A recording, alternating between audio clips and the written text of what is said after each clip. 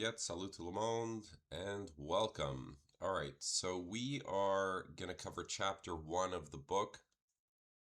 Finally, sorry for the delay. But I want to, talk about history. I want to talk about how the goalposts for Christianity have kind of shifted when it comes to um, how Christianity is being attacked. And I came to be a Christian. Well, there's two reasons. It was my personal situation and kind of realizing the overall corruption in the system, and that if God isn't real, if Christ isn't real, I don't think we really stand a chance against the powers that be. God has to be in control, and there has to be a reason. It's like in the story of Joseph, when Joseph explained that God allowed all this evil. He allowed bad things to happen so that good can triumph and good could be done. Right? You need that light versus dark kind of thing. You can't appreciate light without the darkness, or what are lies without, truth. You need this opposite to understand the thing. So now I, you know, I get accused of being a Protestant a lot. And the thing is about being a Protestant is one of the things about being a Protestant is sola scriptura.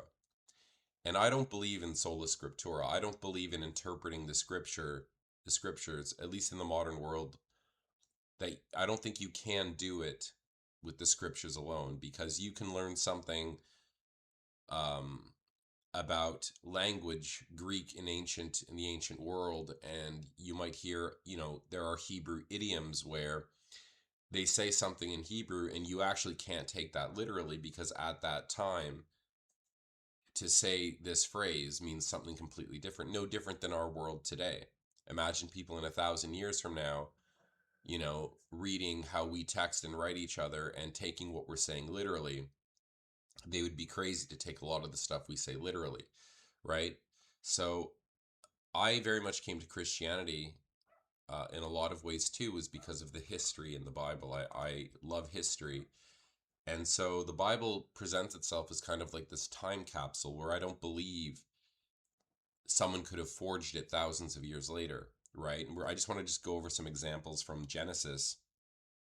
And that is, like, if I were to explain to you, if I were to ask you, you know, or if someone were to ask me, how much was a Big Mac and fries at McDonald's in the 60s or the 70s or the 80s, I wouldn't know. I would have to look that up. Um, so I can tell you right off the top of my head that in the late 90s and early 2000s, I could go to a McDonald's in Canada and buy a Big Mac combo for $5 and still get some change back. I can tell you that when I started driving, 55 to 65 cents for a liter of gas was okay. When it started getting into 70 or 80 cents a liter, it was expensive, right?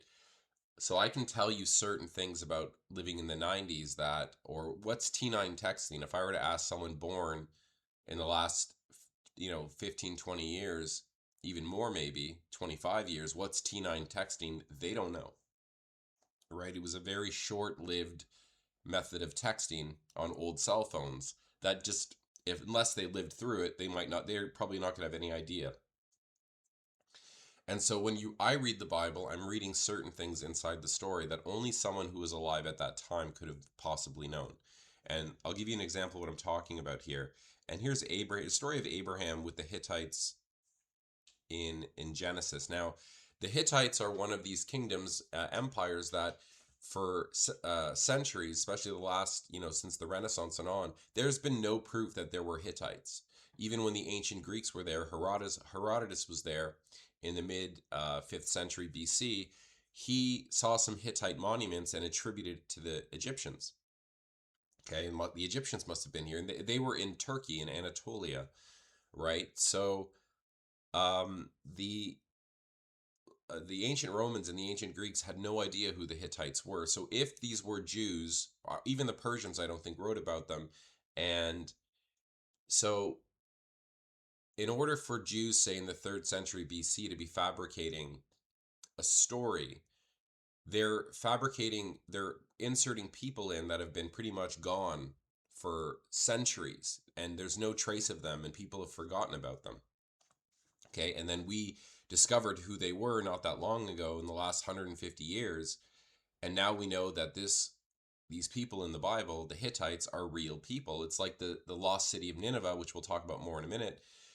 uh, there was no lost city of Nineveh. People would laugh at Christians for believing that there was this fabled city called Nineveh, which was once the world capital. It was the greatest city in the world at one point, controlled the whole known world. So then when it was found, they didn't just find the city that the Bible talked about. They found the greatest ancient library, the Library of Ashurbanipal. And in that library, we actually have records from the Assyrians talking about the same events from the Bible, but from the Assyrian perspective. Do you know what I mean? That's a great thing. It's mentioning real kings from Israel, from Judah. It's mentioning the same events. And so the Bible, whoever passed down these Bible stories are passing down Bible stories from the 7th century BC, the 800s BC, 900s BC, and the stories are matching the records we find in that ancient library. So the records passed down in the Bible are ringing true. Do you know what I mean? So in this story, what's interesting about the story with Abraham and the Hittites, where Abraham is buying a cave. So, number one, we now know the Hittites are real. We can't be mocked for this anymore. And number two, when we look at what's actually being said in this story, there's just such small details that show you that whoever wrote this story must have been someone who was there. Now, Moses wrote the Torah 500 years after Abraham lived, okay, or about, say, 400 years, and so in this story, and it's an obscure story, you're going to read it, you're just going to read right through it, and no one really understands why some of these things are mentioned. But in the modern world, we understand why it's important.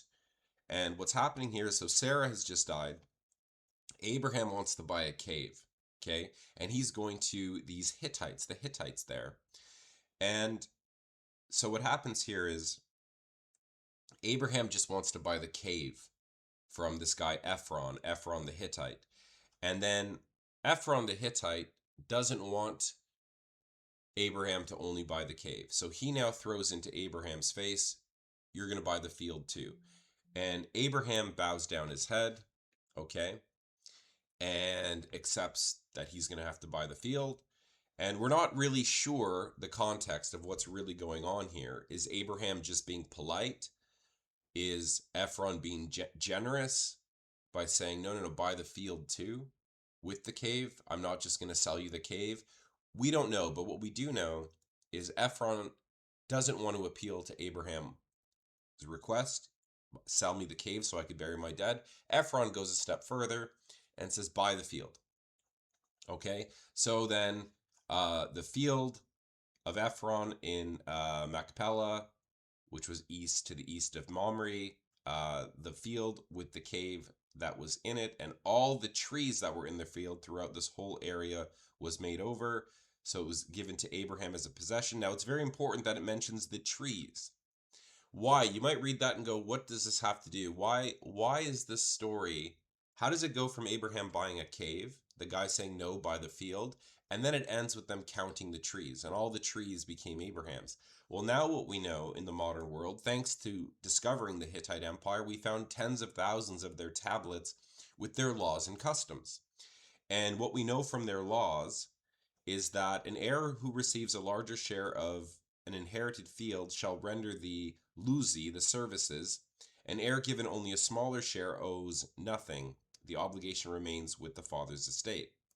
So when we go through this stuff, we see that a buyer who purchases the entirety of a tukul obligates man's lands shall render the luzi services. However, if the buyer purchases only a portion, even the largest portion rather than all of it, the service duty does not transfer. So if Abraham had only purchased the cave, we now know according to Hittite law, Abraham is not subject to taxes and he's not subject to military service.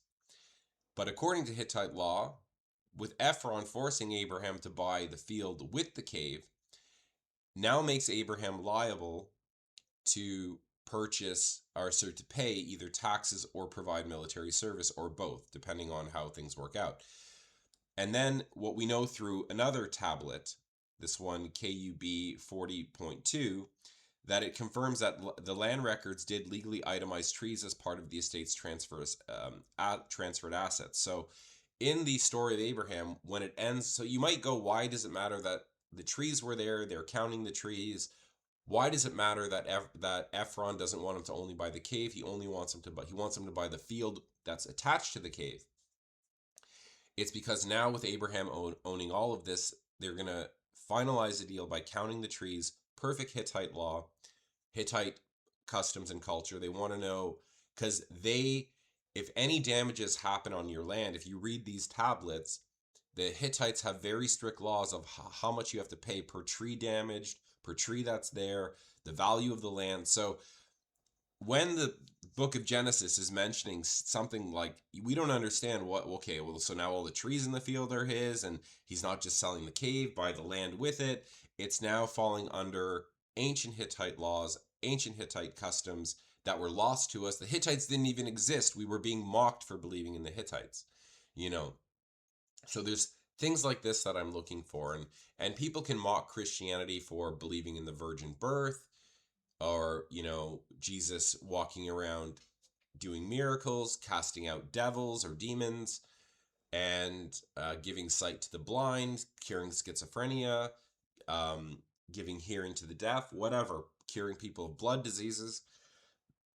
And what's crazy is, you see, those things are fantasy and fairy tales, and the Son of God could never do that. Man, all those things that Jesus was doing back then are things we can do today. I've seen, we can mimic the virgin birth. We can artificially inseminate virgins. We have the power to do that. A virgin can give birth in the modern world. We can restore um, vision to the blind. We can restore hearing to the deaf.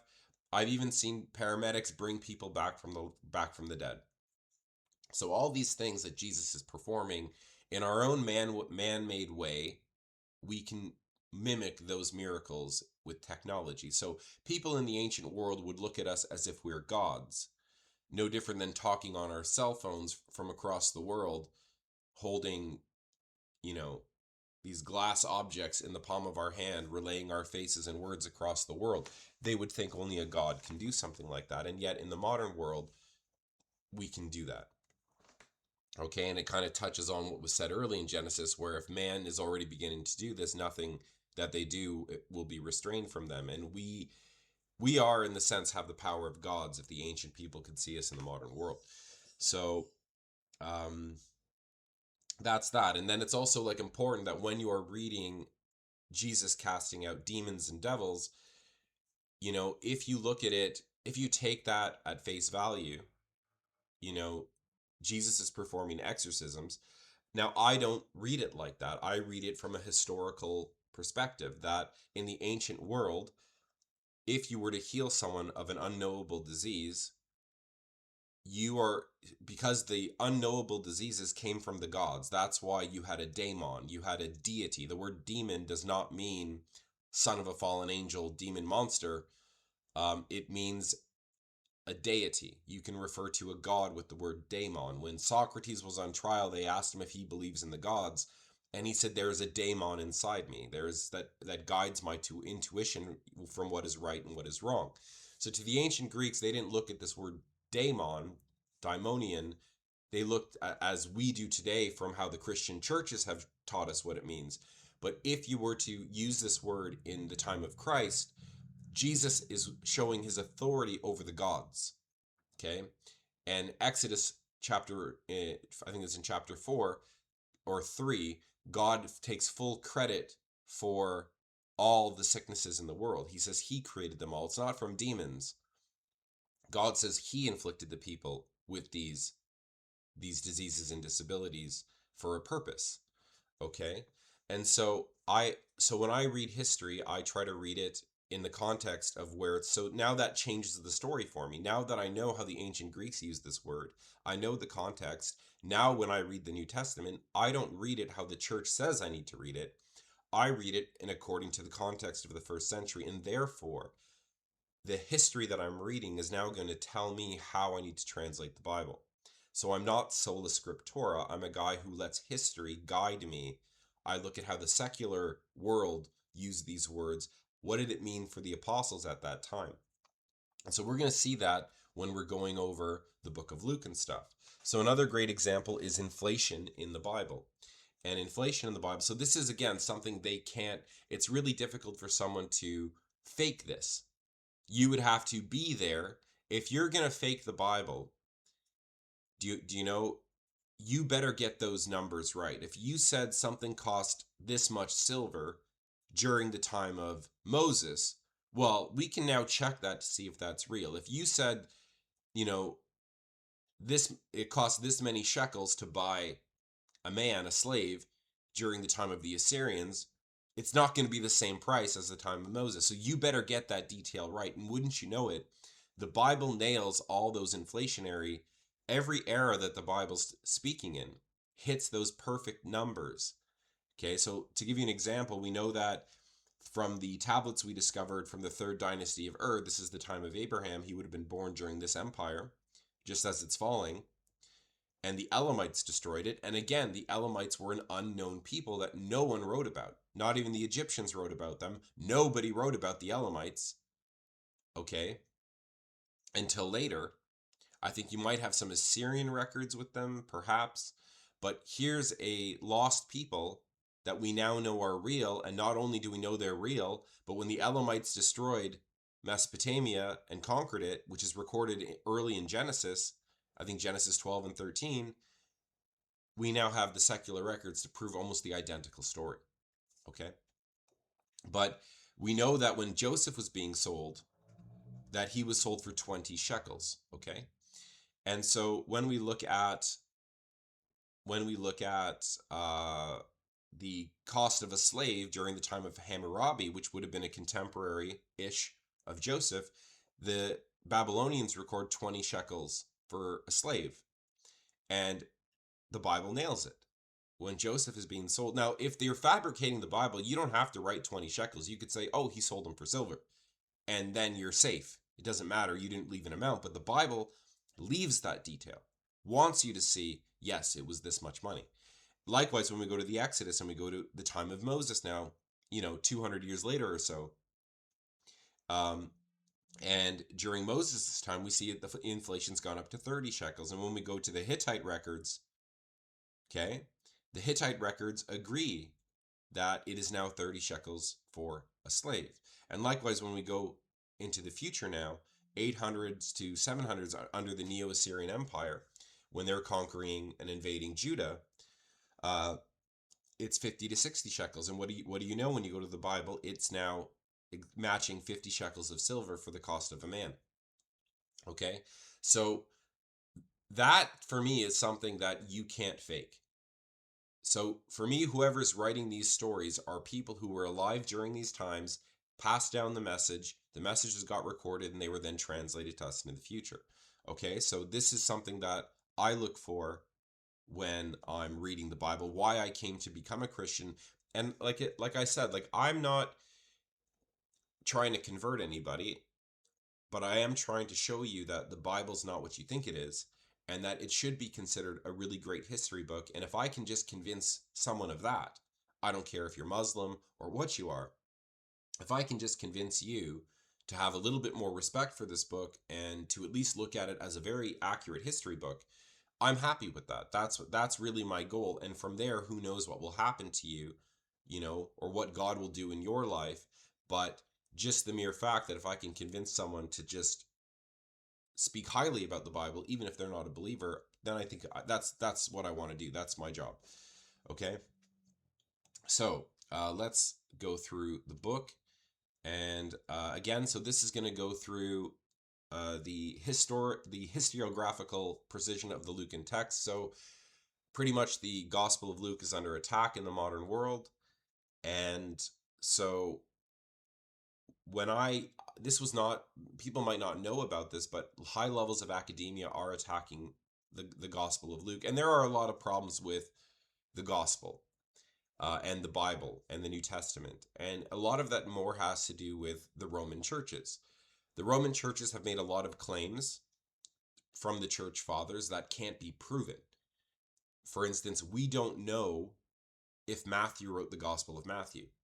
The the Gospel of Matthew does not begin with I Matthew, son of Levi or son of whatever, wrote, is giving my account of Jesus.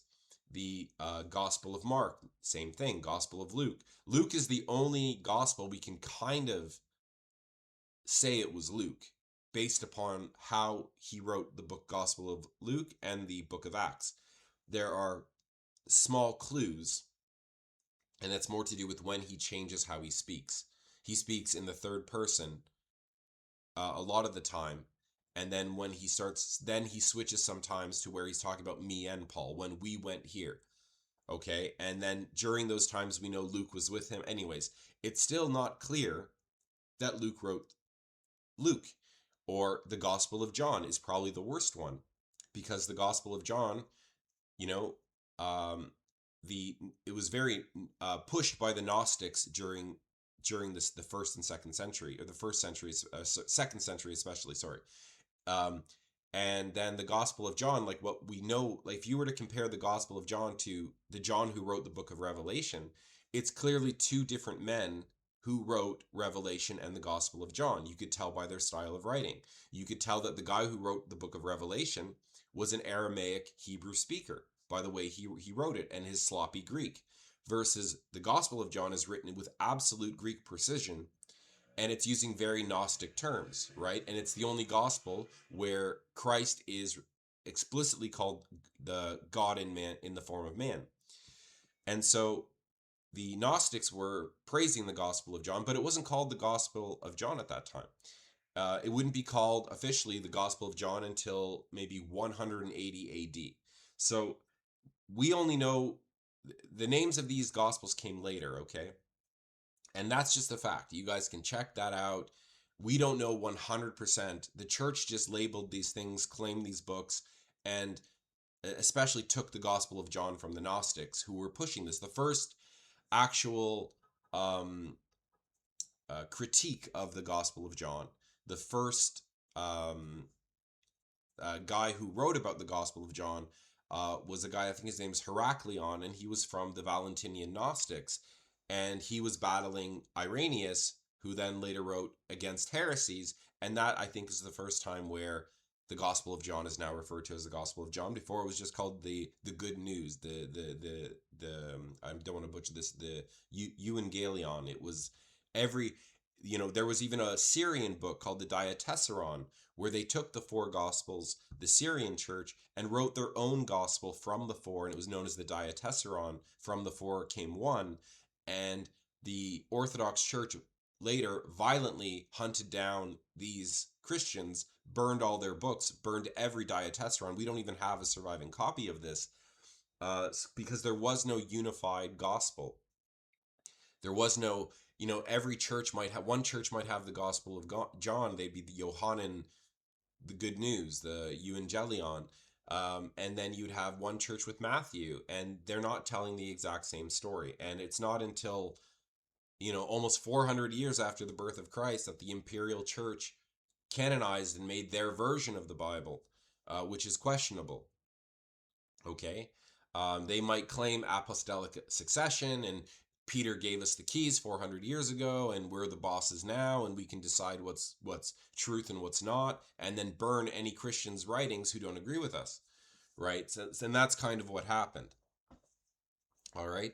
So now, looking at Luke, my goal here, I do believe Luke wrote this, and so our goal is to examine this book. So we're going to start with the opening statements. Again, this book is written in a courtroom theme.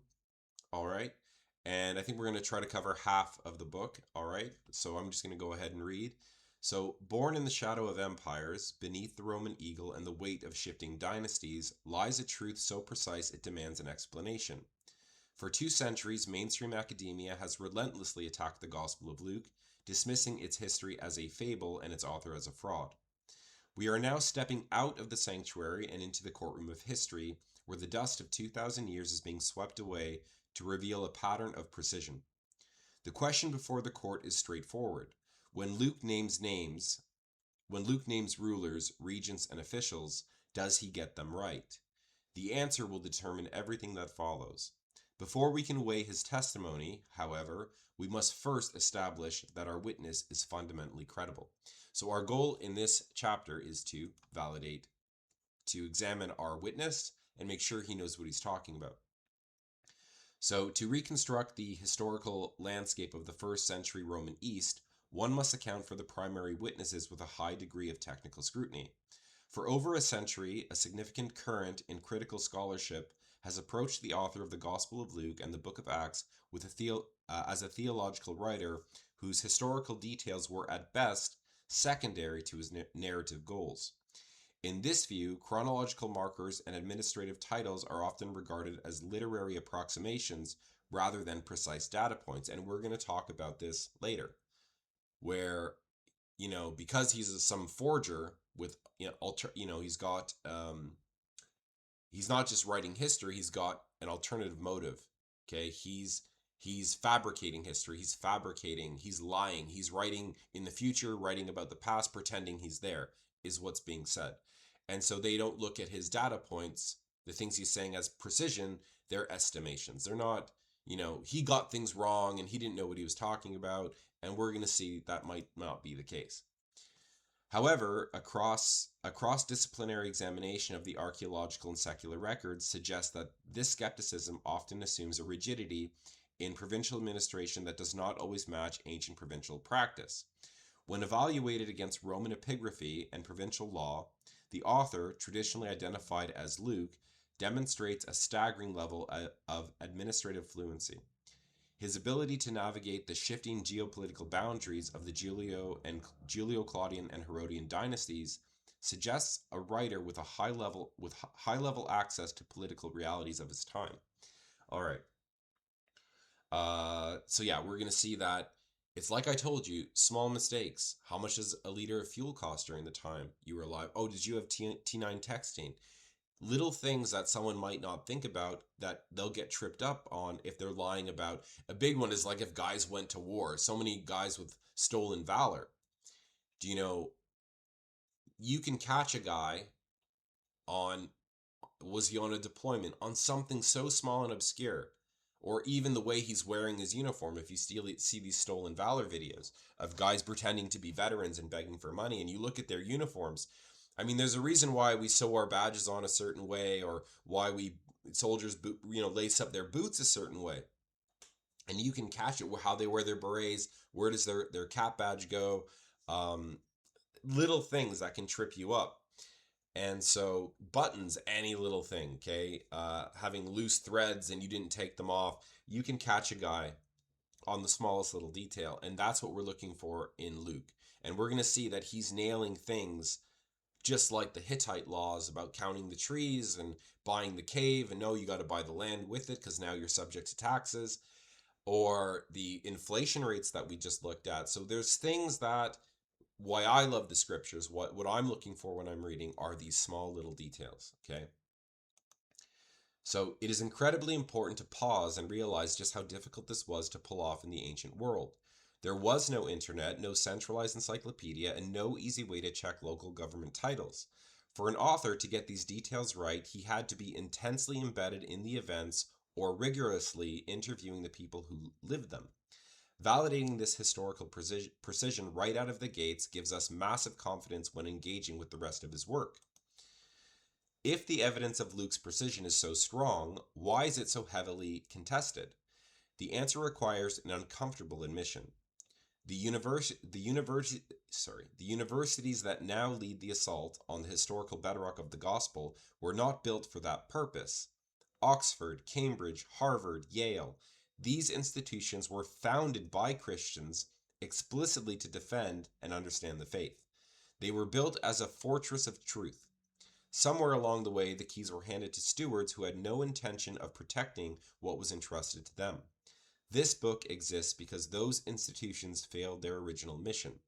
So, this is something that does bother me, and I'm not trying to be a jerk about it, but I am upset when some of the top scholars from these universities are the greatest enemies to the scriptures when these universities were founded by Christians to defend the faith.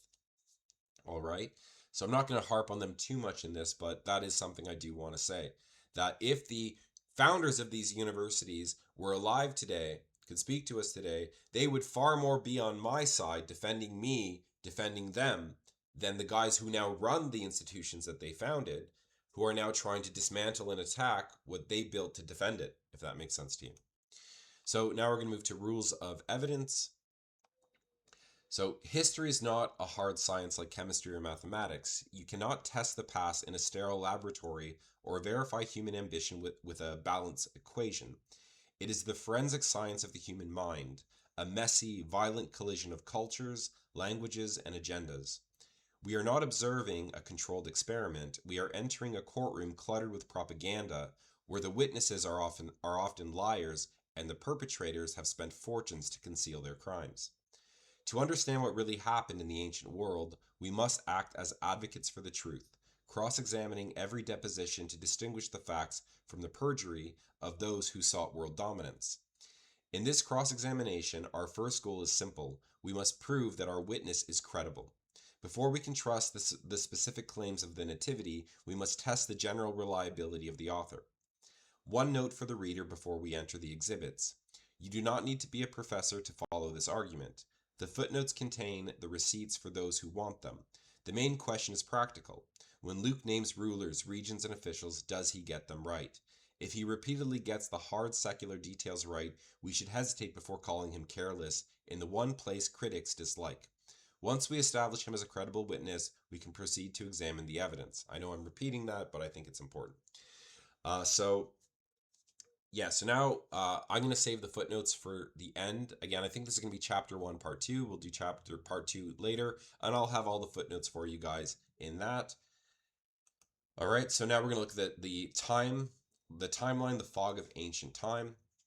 So before we examine the specific historical anchor of the text, we must address a fundamental reality of history. The ancient world did not keep time on a neat digitized grid like we do today. Precision in the courtroom of history is not synonymous with a modern digital clock. Our modern dating system itself was not handed down from antiquity. It was constructed in AD 525 by a monk named Dionysius Exiguus, who attempted to calculate the year of the incarnation and anchor the new Christian calendar to it. Every serious historian now concedes that Dionysius was off by a small margin in his reckoning, which is why the birth of Christ is universally placed in the years before AD 1. The Gregorian reforms of 1582, which deleted 10 days from October of that year, did not break the count of years. It corrected the slow drift of the seasons against the date, but it stands as a permanent reminder that the calendars are human instruments. The further back in time we reach, the more carefully we must triangulate. So, we do not measure ancient time by a stopwatch. We measure it by the alignment of empires, eclipses, and astronomical signs. Because of this layered framework, modern scholarship debates the exact year King Herod the Great died, splitting primarily between a traditional 4 BC timeline and an alternative 1 BC timeline. The divide rests on a specific chronological marker. The Jewish historian Titus Flavius Josephus tells us a lunar eclipse occurred shortly before Herod's death, and the 4 BC framework identifies that event as the partial eclipse of March 13th, 4 BC. A rigorous defense can be made for the 1 BC date, and that case is gathering serious scholarly weight. However, this volume will operate strictly within the 4 BC framework. We have chosen this path deliberately to confront the academic consensus on its own turf.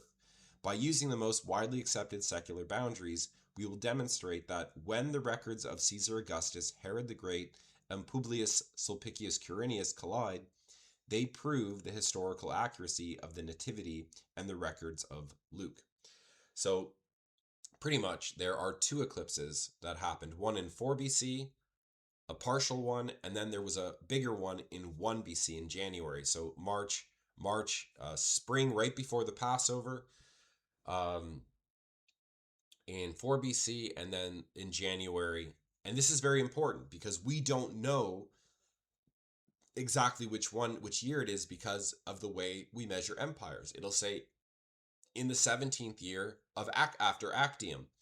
That's how the Romans measured time from Caesar Augustus. It was after he won the Battle of Actium against Mark Antony. And so so you now have to calculate, oh, in the 9th year of him. So when they're writing, we have to look at his life. It's not written like we do today, where it's 2026, 2027, whatever.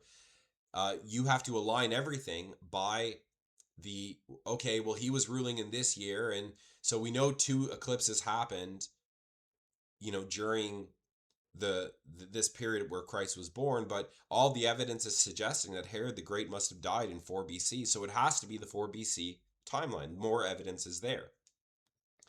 Okay, so we're going to focus on the 4 BC timeline. My point is ancient history is not accurate. We don't really know what year we're in. Okay, it's not fully possible. The further back you go, if you want a real nightmare, go calculate Egyptian dynasties. Now that is a nightmare. The ancient ones, the old ones, like the Old Kingdom and stuff, So, the Exhibit A. So now we're going to go to the exhibits, Anchors of the Nativity. The author begins his narrative by identifying 3 towering figures of the first century. These are not merely background characters, they are the primary anchors for the laws, geography, and chronological clues that define the era. By correctly identifying their titles and spheres of influence, the author grounds the opening of the story in a specific, verifiable window of history. Okay, very important. In those days, a decree went out from Caesar Augustus that all the world should be registered, not taxed, registered. This was the first registration when Quirinius was governor of Syria, and all went to be registered, each before his own town. Now we're going to talk about this because it's not a taxation, it's a registration. And number 2, it doesn't actually say Quirinius was governor. It says he was exercising command at this time. There's a big difference between having exercising command and being governor. Luke never actually gave him a title. And this also could be translated in Greek that this was before Quirinius, this was the first registration so you see how it's implying there's a second. We know there's a second.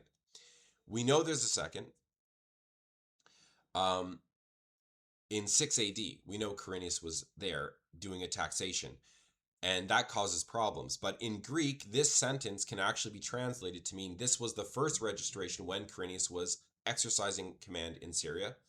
And anyways, we're going to see that Quirinius was there during the time of Christ. He wasn't just there. He was the most probably important general in the Roman Empire at that time in the East. And so anyways, we're going to cover that later and prove that it doesn't matter if Quirinius was the official governor in 6 AD, because we can prove that he was Rome's greatest general, arguably the greatest general, and that he was in Syria between 6 BC and 1 AD, years before he became the governor. So we're going to show that. So there's a lot here. We're going to cover this, believe me, we're going to go over this quite a lot. So the first person we're going to mention is Herod the Great. Okay, the text opens up in Luke 1:5 by identifying the reign of Herod, king of Judea. Okay, you can see there's a footmark here, right? A footnote. And that I'm going to have for anything I deem important that needs a footnote, you're going to see that they're there, and I'll post them at the end of part 2. So this title establishes the primary chronological boundary for the entire work. Josephus locates Herod's kingship in Roman senatorial action. It was also an advantage in their war with the Parthians, the Persians, that Herod should be king. And footnote 3. So why I'm quoting this, because the theme of this book is going to be, not just a courtroom trial, but we are going to go so deep into the history surrounding Judea of what's going on to show Christ was born not only during a great revolution, a revolt, massive bloodshed, 2,000 Jews were crucified, thousands were killed, cities were burned down, the temple was damaged. Christ was born while the two superpowers of the world are about are formed up along the Euphrates River.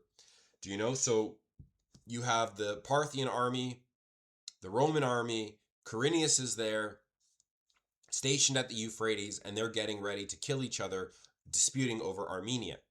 Okay, so what we're going to learn now as we go through this story is we're going to go so in depth into the history surrounding the nativity that you guys are going to really appreciate what Christ was born into a war zone, a revolution, and a potential world war. That was, the whole world was on the brink of a massive world war between the two most powerful superpowers, the two most, you know, uh, Parthia has been pretty much undefeated on their home turf. Crassus got killed. Mark Antony had to retreat. This is where Crassus was killed by, apparently, the Persian king opened up his throat and poured molten gold down his throat and killed him this way because he was, the richest man in Rome and wanted to conquer the Parthians. Anyways, guys, this is serious Game of Thrones stuff. My point is, Jesus was born at a time of absolute chaos, mountain warfare, guerrilla warfare. It was terrorist organizations. It's crazy, crazy story. And when those magi, those wise men came from Parthia, they were Persian Babylonian wise men who literally traversed a war zone to get to Christ. The reason Herod was chosen to be king was because of the war with Parthia, because the Hasmoneans, the previous kings of Judea, the Hasmoneans, the Levitical priests that started after the Maccabean revolt, they were intensely loyal to the Hasmoneans. And you cannot understand anything about New Testament history, or I shouldn't say you can't understand anything. You can't fully appreciate how amazing this story actually is without knowing the history surrounding Judea, what's going on in Parthia, who were these magi, what did they go through? Guys, the journey of the magi, which wasn't three wise men, they brought three gifts, but there was a convoy of them. There would have been probably 100 men on camels and horses that came from Parthia, from Parthian Babylon. And the fear that must have been on Herod, because Herod had just fought a civil war against the Hasmoneans, against the previous dynasty with Rome, and it was the Hasmoneans and the Parthians that almost defeated Herod, almost defeated Rome. They kicked Herod out. Herod had to fight a brutal war in the years, the decades before Christ, fighting off the Hasmoneans with the Parthians. So when these Parthian wise men show up to Herod's front door and they're like, "Hey, where's the king of Israel? We know the Messiah was born." He imagine your enemies, your rivals, coming from the rival kingdom, show up on your front door saying, "We saw the star." And we're going to go over the Star of Bethlehem. The Star of Bethlehem was a supernova that the Chinese recorded that was perfectly above Bethlehem in about the fall of 5 BC, okay, and the spring of 5 BC, okay. And we know Christ had to be born before Herod died. When we know Herod died, the partial eclipse of March 13th of 4 BC. So placing Christ's birth in the late summer, probably the early fall, we're going to prove that it was in the early fall using what Luke and what the apostles wrote, or at least the records of the Gospels wrote, that the history is so precise, matches the Chinese nova with absolute precision. It's frightening, okay? And no one can say it's invented because the Koreans and Chinese on the other side of the world recorded this, okay? So we're gonna have to really understand who the Parthians are, who the Magi were that came to see Christ, what's going on in their kingdom, what's going on in Rome. And so the reason that Herod was made king was because of the Parthians, okay? And he was a rival of them. And then we're going to see how Hasmonean blood is going to play a major role in a lot of small revolutions leading up to the destruction of the temple. So his death serves as the standard terminus in the commonly used 4 BC framework for the birth of Christ. By identifying Herod's specific rank and jurisdictional reach, the author synchronizes the arrival of the true king with the final paranoid years of the Herodian dynasty. Okay? Which I should probably change that. The final years of Herod, right? Not the Herodian. The Herodian dynasty obviously lived on until the destruction of the temple. So that I'm gonna have to change that. So now we're gonna move to Caesar Augustus. So in Luke 2:1, the author introduces the supreme architect of the Roman world. In those days, a decree went out from Caesar Augustus that all the world should be registered. Okay, so when it says the word registered, it's this Greek word apocryph. And apocryph is a very broad term. It just means a registration. And sometimes it could be a taxation, and sometimes it could be soldiers enlisting for an army. It could be a slave list. It could be anything. You registered something.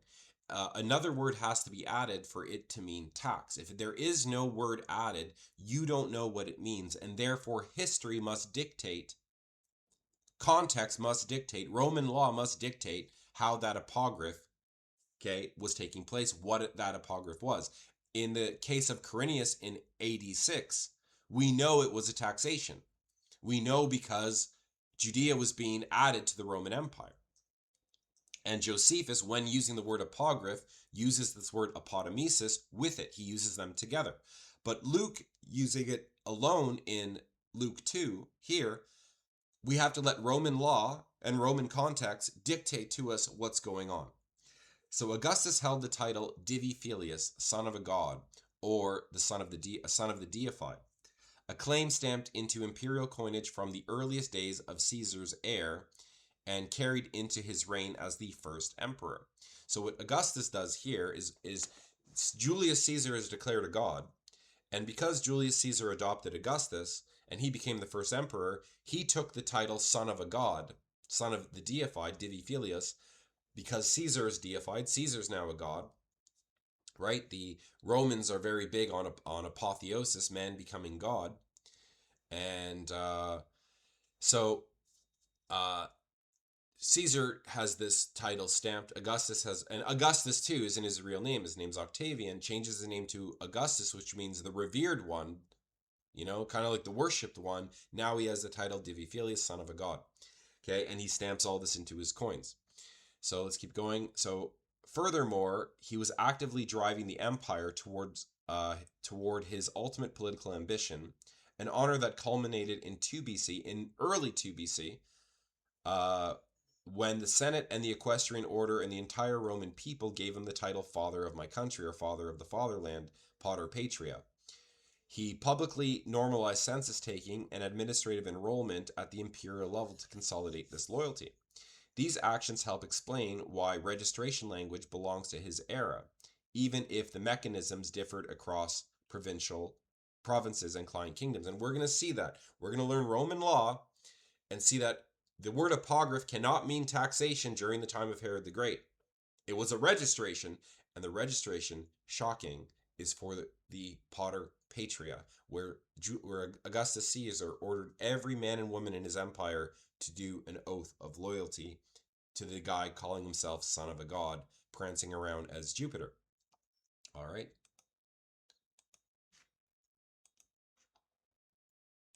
So we're continuing with Exhibit A. Now we're going to go to the General Quirinius. Very important man. Must know about Quirinius. He is the top tier Roman operator general in this region during this time. All right. So when Luke mentions Quirinius, he is naming a top tier imperial operator with a career well documented in the secular record. Florus notes that Augustus entrusted him with the subjugation of the Marmarides and the Garamantes during an early African campaign. Tacitus further records that he later earned the insignia of triumph after capturing the Homodensian strongholds beyond the Cilician frontier. That is precisely the kind of career profile that fits extraordinary commissions and temporary regional authority, which are arrangements well attested in the early empire, especially in the East. If Luke consistently nails names and jurisdictions at the level of empires and client kings, we should hesitate before dismissing his registration language as a casual invention. These three men form a historical padlock and locks the nativity into a highly specific window of time. Christ arrives during the reign of Caesar Augustus, before the death of Herod the Great, and while Augustus' most ruthless and trusted general was charged with locking down the eastern frontier.